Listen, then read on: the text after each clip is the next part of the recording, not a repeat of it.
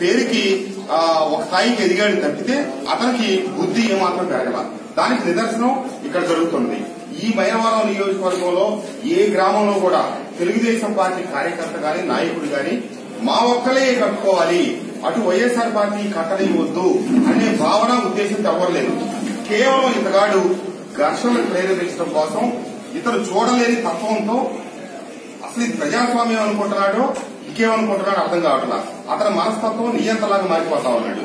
అతనికి నువ్వు ఎన్ని అనుకున్నా నువ్వు అనుకున్న ఇక్కడ జరగవు మల్లేశ్వరరావు, నువ్వు కావాలని చెప్పి ఈ రకమైన వ్యవహారాలు దిగుతున్నావు. నువ్వు కనుక చూడలేని పక్షంలో ఎదుటి ప్రతిపక్షానికి సంబంధించిన ఫ్లెక్సీలు బ్యానర్లు పోస్టర్లు చూడలేకపోతే నీ ఇంట్లో నుంచి బయలుదేరేటప్పుడు నీ కళ్ళకి గంతలు కట్టుకో, నీ ఆఫీస్కో నీ పార్టీ కార్యాలయానికో లేకపోతే వెళ్ళి నీ ఎక్కడ మీటింగ్లు పెట్టుకున్న దగ్గరికి వెళ్ళి నీ గంతలు ఎక్కువ.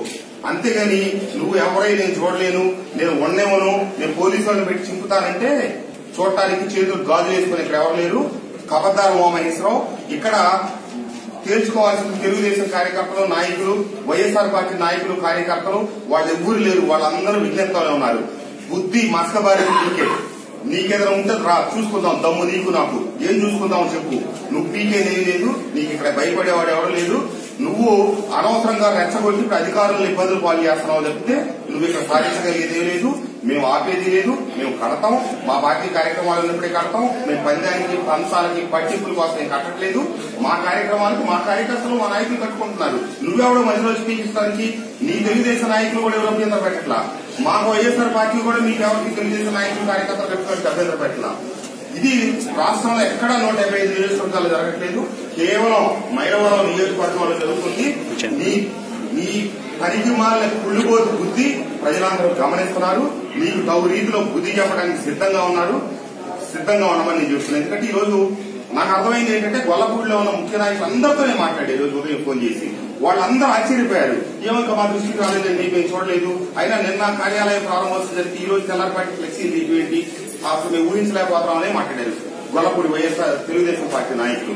ఇది కేవలం రాత్రి మంత్రి సిఐని పోలీసుల్ని ఈఓని ఇబ్బందులు గురి చేసి వాళ్ళు ఇది చేసి ఇట్లా చేశాడు.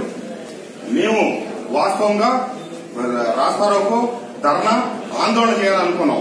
కానీ దీన్ని ప్రజల ముందు వేరే రకంగా చిత్రీకరించి అతను లబ్ధి పొందాలనుకుంటున్నాడు. కాబట్టి వాస్తవాలు తెలియజేయడానికి మీ పత్రికా సోదరులందరికీ వాస్తవాలు చెప్తున్నాం. అలాగే ఇది ఈఓకి ఎంఆర్ఓకి సిఐకి సంబంధిత పోలీసు అధికారులు కూడా ఈ రకమైన ఒత్తిడితో ఏకపక్షంగా ప్రభుత్వాలు ఈ రోజు ఒకటి ఉండొచ్చు, రేపు ఇంకోటి ఉండొచ్చు. కానీ ప్రభుత్వాధికారులు వాళ్ళ బాధ్యత మేరకు వాళ్ళ కర్తవ్యం మేరకు వాళ్ళ అధికారుల మేరకు పనిచేయాల్సిందే చెప్తే ఇట్లా ఏకపక్షంగా చేసి ప్రజాస్వామ్యాన్ని అపహాస్యం పాలు చేయొద్దని చెప్పి ఈ సందర్భంగా అధికారులు కూడా తెలియజేస్తా ఉన్నాం. గొల్లపూడి గ్రామ నాయకులు మాట్లాడతారు.